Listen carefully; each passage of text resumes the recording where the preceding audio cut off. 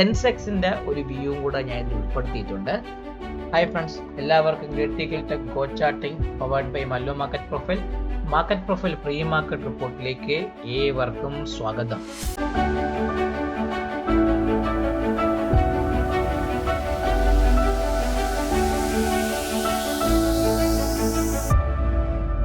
ഇത് നമ്മുടെ നിഫ്റ്റി നോക്കിക്കഴിഞ്ഞാൽ നമ്മുടെ റെഫറൻസ് ലെവലൊക്കെ പൊട്ടിയിട്ടാണ് ആശ എന്ന് താഴേക്ക് വന്നിട്ടുള്ളത്. നമ്മുടെ മോർണിംഗ് തന്നെ ആ POCയും പൊട്ടി, ബെയറിഷ് റെഫറൻസ് പൊട്ടി, ഫസ്റ്റ് ടാർഗറ്റ് സെക്കൻഡ് ടാർഗറ്റ് വന്നു. സെക്കൻഡ് ടാർഗറ്റ് അവിടെ നിന്ന് ഏകദേശം പറഞ്ഞാൽ എക്സാക്ട്ലി റിവേഴ്സ് ചെയ്ത് മാർക്കറ്റ് പോവുകയാണ് ചെയ്തത്. അതായത് ഗ്യാപ്പ്, അന്ന് വന്ന പഴയ ഗ്യാപ്പുകളൊക്കെ നിഫ്റ്റി സ്പോട്ട് ഫില്ല് ചെയ്തിട്ടുണ്ട്.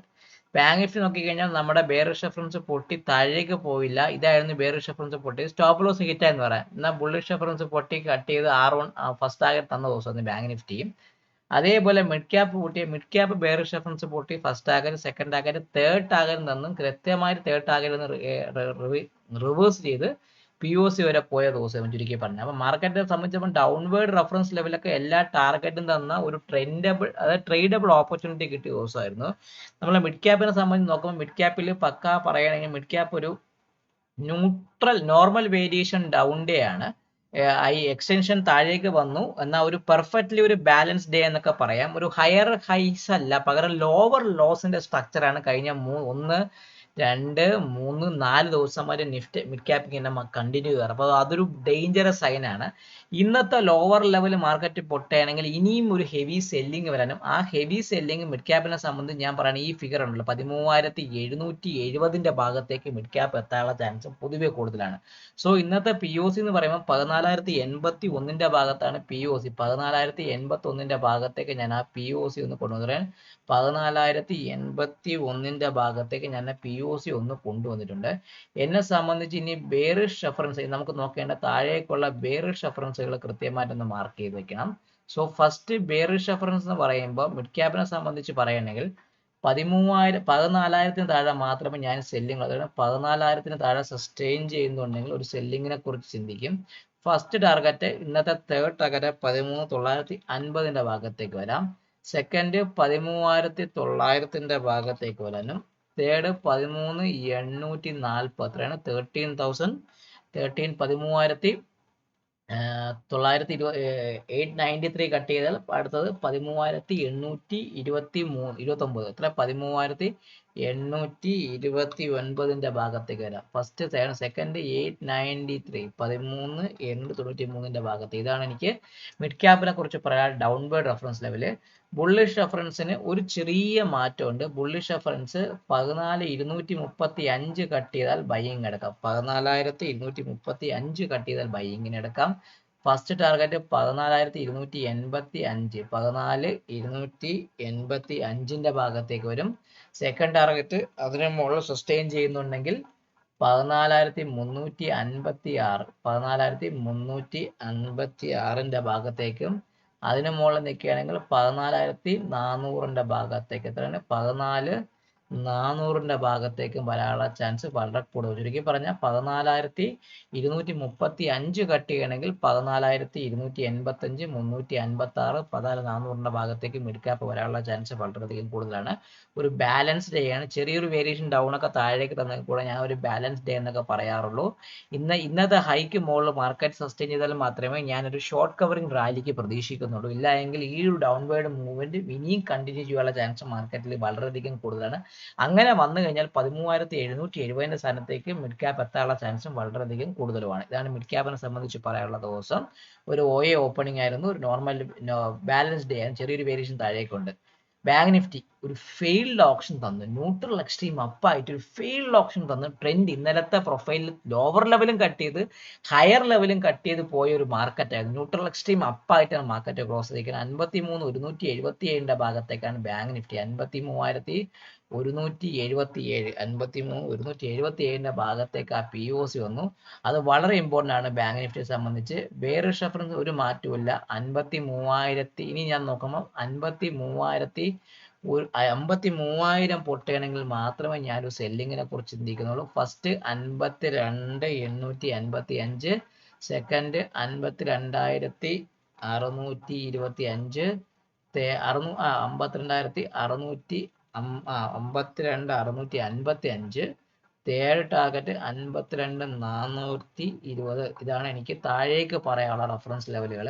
സോ ഇതാണ് മിഡ് ക്യാപ് ബാങ്ക് നിഫ്റ്റി സംബന്ധിച്ച് പറഞ്ഞാൽ ന്യൂട്രൽ എക്സ്ട്രീം അപ്പാണ്. ഇപ്പോൾ നാളെ ഒരു ട്രേഡബിൾ ഓപ്പർച്യൂണിറ്റി ഇവിടെ പോസിബിൾ ആണ്. ഇന്നത്തെ വാല്യൂ ഏരിയ ഹൈ സെയിം ആണ്. സോ 53,745 ബാങ്ക് നിഫ്റ്റി എൻ്റർ ആവുന്നുണ്ടെങ്കിൽ ഈ ഒരു പി ഒ സിയുടെ ഭാഗത്തേക്ക് ഒരു മെയിൻ റിവേഴ്സൽ റീസെറ്റ് വരാം.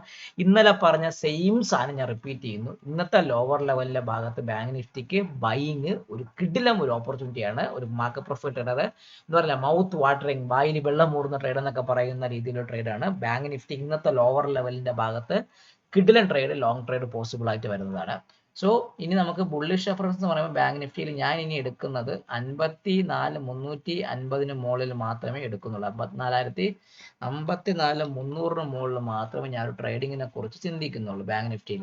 സോ ഫസ്റ്റ് ടാർഗറ്റ് എവിടെയാണ്? 54,490 ഭാഗത്ത്, സെക്കൻഡ് 54,650 ഭാഗത്ത്, തേർഡ് 54,850. ഇതാണ് എനിക്ക് അപ്സൈഡ് റെഫറൻസ് ലെവൽ പറയാനുള്ള ലെവല്. അപ്പം ചുരുക്കി പറഞ്ഞാൽ ഇന്നത്തെ പി ഒ സിയുടെ ഭാഗത്ത് കിട്ടുവാണെങ്കിൽ കണ്ണും പൂട്ടി ബാങ്ക് നിഫ്റ്റി ബൈ എടുക്കുന്നതിനെ കുറിച്ച് ചിന്തിക്കാവുന്നതാണ്. ഒരു ഓപ്പൺ ഓപ്ഷൻ ന്യൂട്രൽ എക്സ്ട്രീം അപ്പായിട്ടാണ് ബാങ്ക് നിഫ്റ്റി ക്ലോസ് ചെയ്തേക്കുന്നത്. ബാങ്ക് നിഫ്റ്റി ന്യൂട്രൽ ഡേ എന്ന് വേണമെങ്കിൽ പറയാം. ന്യൂട്രൽ, രണ്ട് സൈഡും ബ്രേക്ക് ചെയ്ത് ഫെയിലിയർ ആയിട്ടൊരു ന്യൂട്രൽ ഡേ ആയിട്ടാണ് നിഫ്റ്റി ക്ലോസ് ചെയ്തേക്കുന്നത്. 23,242 ഭാഗത്തേക്കാണ് പി ഒ സി. 23,242, 23,242 ഭാഗത്ത് പി ഒ സി വന്നിട്ടുണ്ട്. ഇനി നിഫ്റ്റിയെ കുറിച്ച് പറയുകയാണെങ്കിൽ ഞാൻ സെല്ലിങ്ങിനെ കുറിച്ച് ചിന്തിക്കുന്നുണ്ടെങ്കിൽ നിഫ്റ്റിയിൽ ഒരു സെല്ലിങ് ഞാൻ ഇനി ചിന്തിക്കുന്നുണ്ടെങ്കിൽ കൃത്യമായിട്ട് പറഞ്ഞാൽ 23,200 പൊട്ടിയാൽ മാത്രമേ ഞാൻ ഒരു സെല്ലിങ്ങിനെ കുറിച്ച് ചിന്തിക്കുന്നുള്ളൂ. എത്രയാണ്? 23,200 പൊട്ടിയാൽ മാത്രമേ ഒരു സെല്ലിങ്ങിനെ കുറിച്ച് ചിന്തിക്കുന്നുള്ളൂ. ഫസ്റ്റ് ടാർഗറ്റ് 23,150 ഭാഗത്തേക്ക് ഫസ്റ്റ് ഉണ്ട്. സെക്കൻഡ് 23,090 ഭാഗത്തേക്ക് വരാം. തേർഡ് അതിന് താഴെ നിൽക്കാൻ, തേർഡ് എങ്ങോട്ട് വരാം? ഫസ്റ്റ് തേർഡ് എന്ന് പറയുമ്പോൾ ഈ 90 ഇനി അത് ഫില്ല് ചെയ്ത് വന്ന് അടുത്ത വരുന്ന 23,040 ഭാഗം. എത്രയാണ്? 23,040 ഭാഗത്തേക്കും നിഫ്റ്റി വരാനുള്ള ചാൻസ്, 23,040 ഭാഗത്തേക്ക് നിഫ്റ്റി വരാനുള്ള ചാൻസ് വളരെ കൂടുതലാണ്. നിഫ്റ്റിയെ കുറിച്ച് പറയാനുള്ള ഒരു downward reference level. Upward reference level എന്ന് പറയുമ്പോൾ ഇന്നത്തെ ഹൈ എവിടെയാണ്?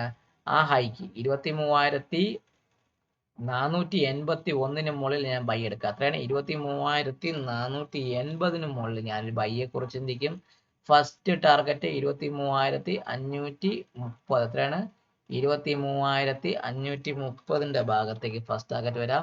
സെക്കൻഡ് 23,590 ഭാഗത്തേക്ക് വരാം. തേർഡ് 23,640. എത്രയാണ്? അല്ല, 655. 23,655 ഭാഗം. ഇതാണ് എനിക്ക് അപ്വേർഡ് റെഫറൻസിലായിട്ട് പറയാനുള്ളത് ബാങ്ക് നിഫ്റ്റിക്ക്. നിഫ്റ്റിയെ സംബന്ധിച്ച് പറയുകയാണെങ്കിൽ ഒരു ഓപ്പൺ ഓപ്ഷൻ ന്യൂട്രൽ ഡേ ആണ്. സോ ഇന്നത്തെ ഹൈയോ ലോയോ പൊട്ടിയാൽ മാത്രമേ നിഫ്റ്റിയിൽ ഒരു ഹെവി സെല്ലിങ് വരാനുള്ള ചാൻസ് ഉള്ളൂ. അങ്ങനെയാണെങ്കിൽ ഈ കണ്ട ഗ്യാപ്പ് ഒക്കെ ഈ സിംഗിൾ പ്രിന്റ് ഫില്ല് ചെയ്ത് വേണമെങ്കിൽ 20 താഴേക്ക് വരികയാണെങ്കിൽ 22,953 ഭാഗത്തേക്ക് നിഫ്റ്റി വരാനുള്ള ചാൻസ് വളരെയധികം മാർക്കറ്റിൽ കൂടുതലാണ്. ഇതാണ് നിഫ്റ്റിയെ കുറിച്ച് പറയാനുള്ളത്. സോ ഇനി എല്ലാവരുടെയും അഭ്യർത്ഥന മാനിച്ച് സെൻസെക്സിന്റെ ഒരു വ്യൂവും കൂടെ ഞാൻ ഇതിൽ ഉൾപ്പെടുത്തിയിട്ടുണ്ട്. സോ നിഫ്റ്റിയുടെ സെൻസെക്സിന്റെ സ്പോട്ടാണ് ഞാൻ പറയുന്നത്. സെൻസെക്സിന്റെ സ്പോട്ട് പകരം സെൻസെക്സും ഒരു ന്യൂട്രൽ ഡേ എങ്ങനെയാണ് നിഫ്റ്റി നിന്നത് ആ ഒരു സ്ട്രക്ചറിലാണ് സെൻസെക്സിന് മാർക്കറ്റ് ക്ലോസ് ചെയ്തിരിക്കുന്നത്. ഒരു വ്യൂ പറയണമെങ്കിൽ സെൻസെക്സിൽ 74,627 മുകളിൽ സെൻസെക്സ് നിൽക്കുകയാണെങ്കിൽ 74,844 അതിന് മുകളിൽ 75,375 ഭാഗത്തേക്കും സെൻസെക്സ് പോകാനുള്ള ചാൻസ് കൂടുതലാണ്.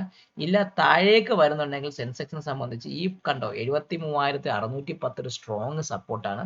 അത് പൊട്ടുകയാണെങ്കിൽ മാർക്കറ്റ് 73,068 ഭാഗത്തേക്കും സെൻസെക്സ് വരാനുള്ള ചാൻസ് കൂടുതലാണ്. നാളെ മാർക്കറ്റ് വേണമെങ്കിൽ ഒരു ഗ്യാപ് ഡൗൺ ഓപ്പണിംഗ് ഇപ്പോഴത്തെ നമ്മൾ നോക്കുമ്പോൾ നിഫ്റ്റി 23,325 ഭാഗത്തൊക്കെ നിൽക്കാം. ചുരുക്കി പറഞ്ഞാൽ ഒരു 100-175 പോയിന്റ് ഇന്നലെ വന്ന പോലെ ഇന്നും ഒരു ഗ്യാപ് ഡൗൺ ഓപ്പണിംഗ് വരാനുള്ള ചാൻസ് വളരെ കൂടുതലാണ്.